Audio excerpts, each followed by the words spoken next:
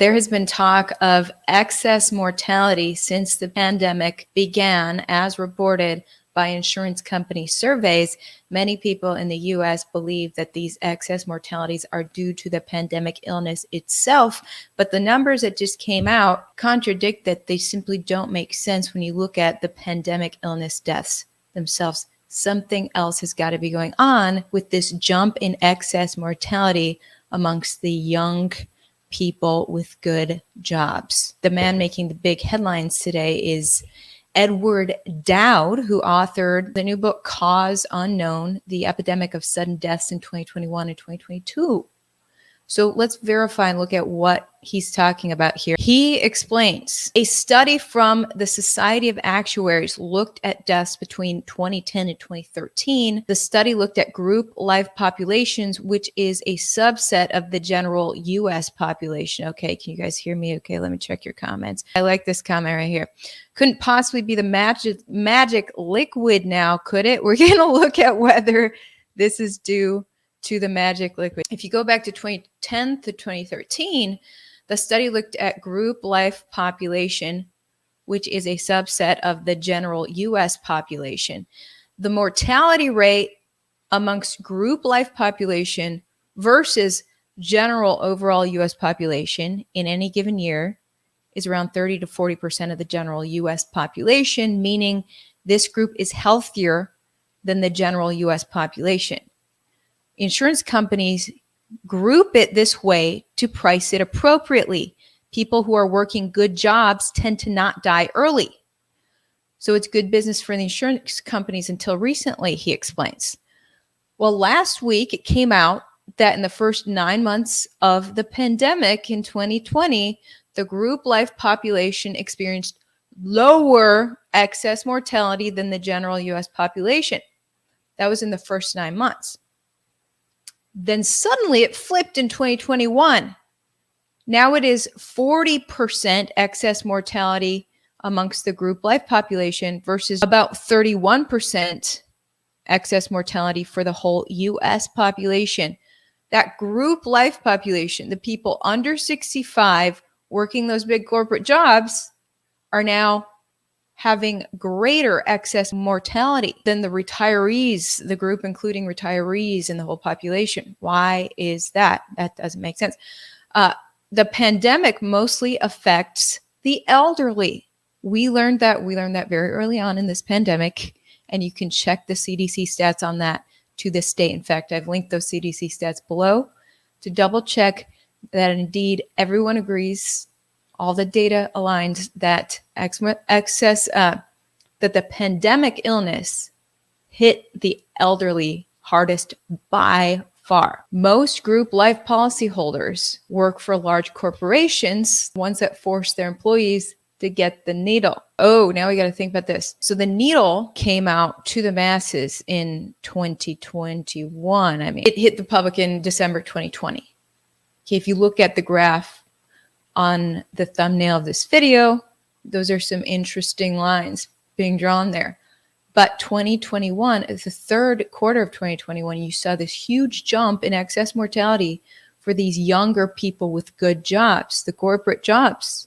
That's interesting. If the deaths were due to the pandemic illness itself, this doesn't add up. The difference between these younger people with the good jobs and the overall population is that other people in the overall population had a choice in regards to the needle.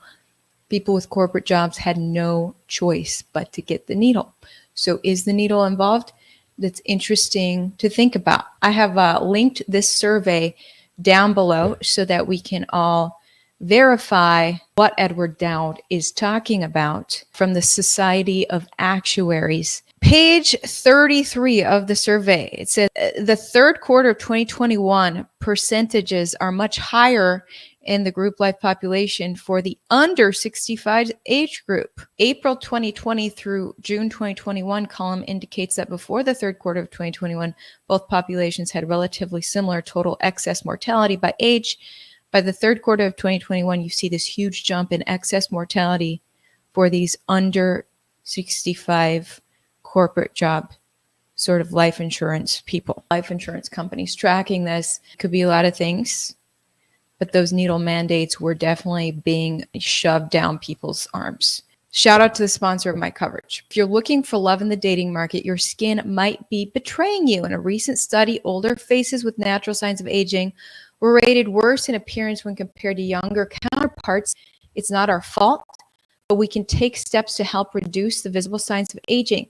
This is why I have turned to this amazing face serum. It helps reduce the typical signs of aging like dark spots, sagging skin, and crow's feet. Tens of thousands of Americans credit this serum for giving them their life back with smoother, firmer, younger looking skin. Plus, if you order now, you'll get 2 bonuses: free VIP live health and fitness coaching for life and a free ebook titled The Top 10 Anti-Aging Superfoods. Get the younger looking skin that you know you deserve by going and trying this amazing product. This serum is notorious for selling out due to high demand.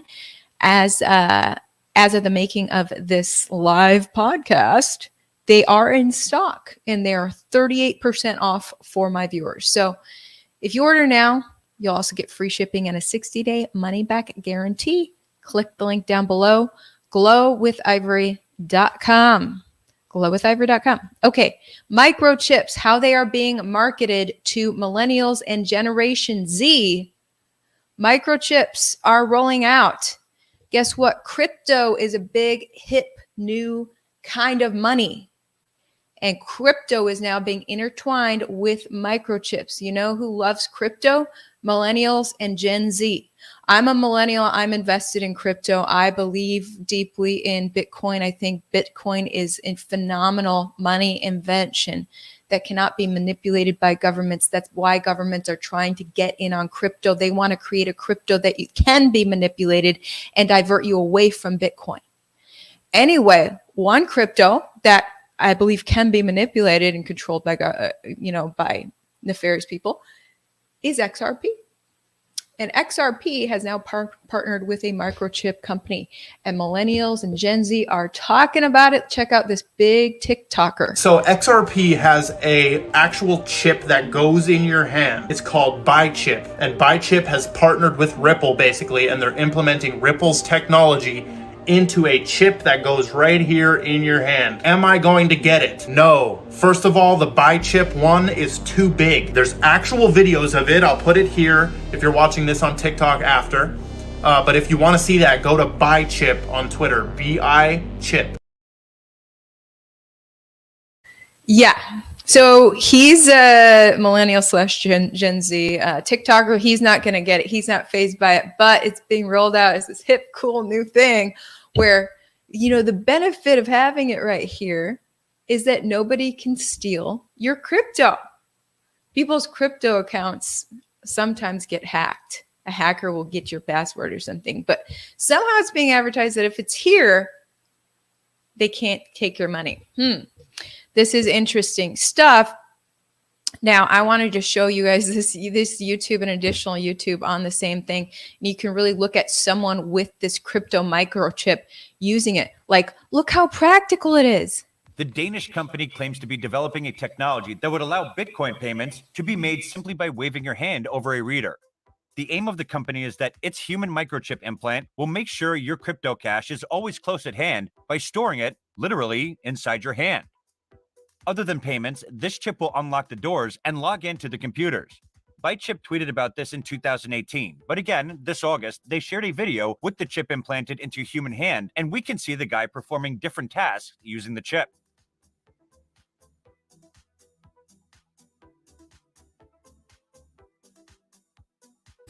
That is gnarly. That is gnarly.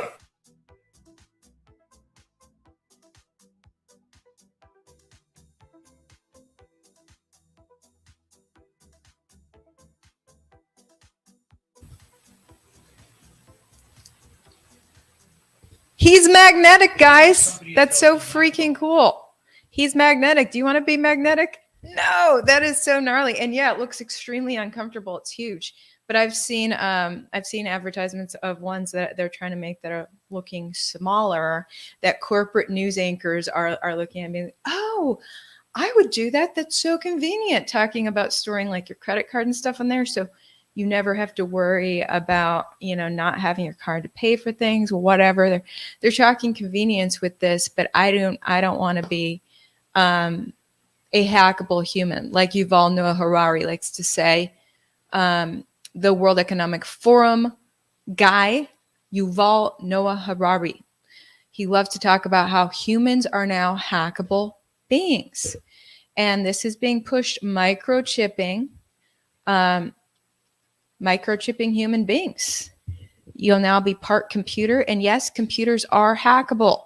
Now, I want to show you guys something that just caught my eye. Looking at XRP and the chip. Okay, buy chip. Again, this is buy chip on Twitter. They're highlighting the chip for XRP. Look at this. Look at the XRP symbol. When I saw that, I said, that's the Star of David, you guys. That's the freaking Star of David. Let's look at Holocaust history. I'm just like, dude, are you freaking kidding me? Of all cryptos, you're going to take the Star of David crypto and insert this stuff in humans after Yuval Noah Harari said we're hackable anyway. Look at this. Now compare it to the Star of David. Does the XRP logo not look just like the Star of David? And they're inserting the Star of David in humans now? What the heck is going on, you guys? This is literally from the Holocaust Center. This is for people who don't remember history. Hitler marked Jews when he started the Holocaust, murdering 6 million Jews. He marked them with the Star of David. They had to wear it so that he could keep track of them for their eventual extermination. Okay. I am not getting a Star of David in my hand. Okay. Now that's just that's just my thoughts. I was just like, oh, that's a weird freaking coincidence. All right. We got a super chat. Thanks for the super chat, Ed. Whole Foods, you said, has a device at checkout that scans your palm and you connect your card to it. And then you just use your palm from now on. Conditioning. I saw videos of that as well. That is super creepy. Yeah. I think, it seems to be, so that now Whole Foods, which is owned by Amazon, one of the most powerful corporations out there, Amazon is now going to have a database of all of our hands connected with our bank accounts. I don't know. That's just a little after we've seen the strange things that some of these corporations have done in collaborations with tyrannical governments. I just don't want to give these corporations who are collabing so tightly with tyrannical governments too much of my information. You know what I'm saying? Thanks for the super chat, Ed. Okay, so I want to, I was thinking about, conditioning. Conditioning is the thing. Like when people look at microchips, most people are like, heck no. Yes, corporate news robots right now are from time to time. These pretty little blondes in their little studios, like I used to do, are being told to read little teleprompters that say, "Oh, look at this cool microchip you can put in your body. It's so cutting edge and convenient." And then they're told to go off script and chat with your co-anchor and say, "Oh my gosh, that's so cool. I would do that." Yeah. So that all the mind-numbed audience members say, "Maybe I would too." Except it's been backfiring. Anyone who sees that freaks out. You may have seen the clip that got shared virally online of the anchor being like, "Oh my gosh, a microchip. I might do that." And everyone who sees it in the comments, they're like, "Absolutely not." It's funny that TikToker who shared the microchip, if you look at his comment section, that all the top comments are saying, "That's the mark." That's the mark. And are we on the evil side as crypto investors? Like are we a part of the development of the mark? That was the comment section. Oh crap. Here I thought here's a cool new currency and it's a part of the development of the mark. World Economic Forum has been talking about microchipping people as well. And I have this article here. Augmented tech can change the way we live. but only with the right support and vision. Talking about microchips, it's really funny. World Economic Forum is feeling the heat, you guys. Your uproar over them is working, and because of that, they had to put this big old disclaimer at the start, like, we're innocent. World Economic Forum is so freaking caring. We love humanity. That's why we do what we do. And then there's a lot of disinformation haters who say that that we want to do bad things to the world. And so they literally have to start their article now saying, quote, help us prevent the spread of disinformation. This article has been intentionally misrepresented on sites that spread false information. Please read the piece for yourself before sharing or commenting. World Economic Forum is committed to publishing a wide array of opinions. Misrepresenting content diminishes open conversation. I think that's hysterical that they have to sit there and explain themselves, because they've been taking a lot of heat for their creepy stuff, like Albert Bourla being like sitting in the WEF chair and be like, it's just fascinating. The new technology developments that now you can try. There is a chip that goes in a pill, and you swallow it, and then you can track the person remotely. The science, the compliance, it's just fantastic, and like, it's like, why? What is going on at World Economic Forum? Anyway, so they're talking here in this article, augmented reality, they say, doesn't end there. Your phone might feel like part of your body, but it's not put in through surgery. Technology will become more intertwined with the body in the form of implants, but it will also seamlessly integrate with the environment.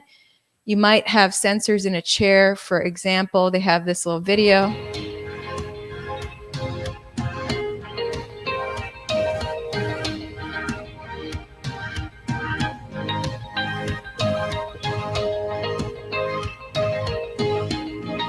Yada, yada, yada, yada, yada. But the implants will find their way in other aspects of daily life. Quote, are we moving towards a brave new world? As scary as chip implants may sound, they form part of a natural evolution that wearables once underwent. Hearing aids or glasses no longer carry a stigma. They're accessories and are even considered a fashion item. Likewise, implants will evolve into a commodity. If that sounds unlikely, then consider the alternatives we currently use. Drugs often show unwanted effects because they affect multiple biological processes at the same time. Someone on long-term medication may want to try an implant that sends very precise electrical or optical pulses instead.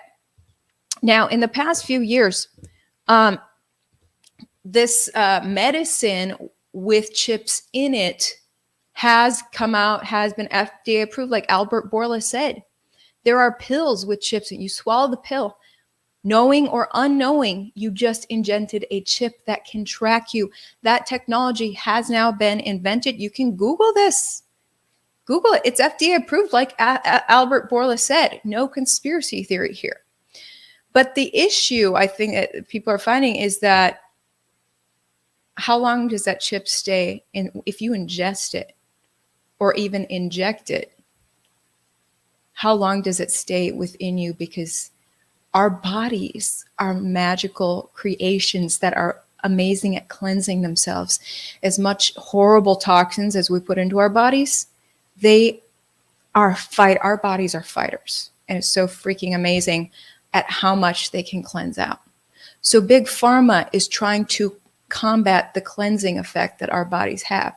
Our bodies are great at just detoxing that chip. The chip only lasts so long, you guys. So if you can implant a big chip, that's what they really want. But the stigma around it, how do they get rid of the stigma around it? It's like glasses, says the World Economic Forum. Why are you freaking out? Glasses were stigmatized at one point. They're wearables. Well, now you got implantables. So they're working on the stigma, trying to get something big enough inside of you that it cannot be detoxed out, because our bodies are great at detoxing. Something to think about, you guys. And once there is a computer inside of you that your body cannot cleanse out, what's going to happen? Yuval Noah Harari said it best: humans are hackable creatures. Let's think on it. Checking out Your comments. Oh, thanks for the love. I love how you're talking about this. Exactly. You know, nobody seems to be talking about this enough. Take the chip, eat the bug, obey your masters. You know, we used to eat chips and kill bugs, but now, you know, corn chips, that is, or potato chips. Now we're going to be taking chips and eating bugs. Indeed, in order to, new technology has been developed in regards to growing a lot of bugs, killing the bugs, and turning them into a powder that you can cook all kinds of food with, because supposedly that's going to reduce our carbon footprint, because climate change is a big thing. So be prepared. Corporate news robots are already talking about this, like, this fascinating new technology. This powder is actually made out of beetles and maggots. And it might even taste good, like cornbread or something. Like, dude, I'm having flashbacks to the Holocaust again, of like whatever that nasty stuff was that the Jews did get to eat. Like, what was it made out of? They ended up not really eating anything. That's why they looked like skeletons in those photos, the ones who did survive. I'm checking your comments here. Thanks for the love. Has guts. All right. Oh, 5 out of 5. All right. Thank you. Thanks for the love, everybody. Guys, please like, share, subscribe. My YouTube needs some love. And send a super chat whenever you feel like it. I'll read all the super chats. With that being said, we'll probably see you tomorrow. Have a good one. Let me know in the comments if you are going to get a chip or not. Okay, bye.